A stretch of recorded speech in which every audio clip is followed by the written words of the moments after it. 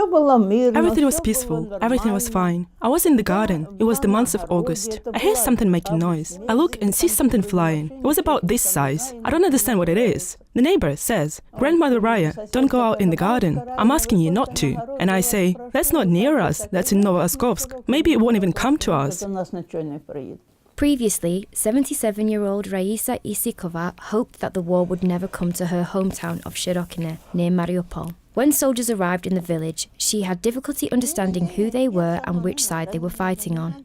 And then half the village was DNR soldiers, and they didn't know who they were. Soldiers and soldiers, soldiers from one side, who were they? But no one came to our house. In the morning, I woke up early. I heard something stirring. Next to our house, we have an iron staircase on the veranda, so that you can go up. So I hear a noise. I go outside, and a soldier crawls out from there. I say to him, "Hey, what are you doing there?" He was rifle, not an automatic, but a rifle. And he says, "I was on duty here. I'm a sniper from the Stavropol Krai. I'm Russian." He explained it just so. I say to him, "Son, get away from here. They'll shoot us." I say, "There's empty houses. It's better to go there. We live here." And that was it. He wasn't there anymore. On August 4th, 2014, Shyrokyne came under massive shelling for the first time. At the beginning of active fighting in eastern Ukraine, there was almost 700 houses and around 2,000 residents here. The local school taught more than 100 children.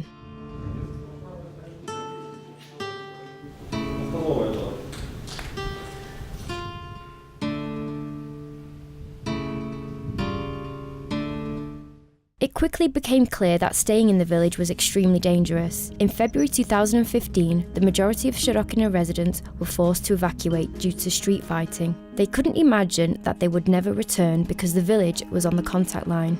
Now, entry into Shyrokyne is categorically forbidden. According to the military, they record 5 to 6 new shells every day. Not a single home is left.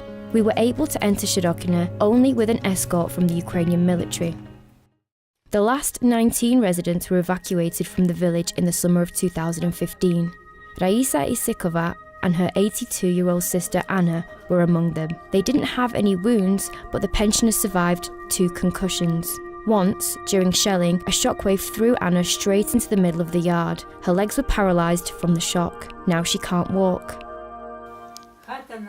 Our house was in line of fire, everything was broken. We sat there in the little corner. It was scary. Immediately, when the shooting started, I couldn't even believe that something like this could happen. Very scary. When they started to shoot on the roof of the house rose, and then fell, the nails were sticking out like little mushroom caps.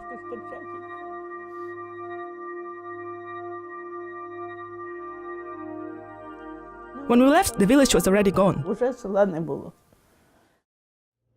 For residents of Shyrokyne, access to the village to collect things that survived the shelling depends on the decision of the command of the Mariupol Operational Tactical Group. It happens with an official decision. You personally accompany people? Yes, naturally they're not allowed in the middle of all this because, well, you can see for yourself that there could be, it's just necessary for the mine clearing group and everything else that there is here. Look, please, to the side. Residents of Shyrokyne don't want to just see their village, they want to return and live there again. 3 years after the evacuation, the Shyrokyne community lives on in Mariupol. The majority of Shyrokyne's former residents are renting houses in the city's eastern district. They say that it's closer to the village, which is located 12 kilometers from Mariupol. From the balconies of the high-rises, they can sometimes see how the village is being shelled once again and how the houses are burning.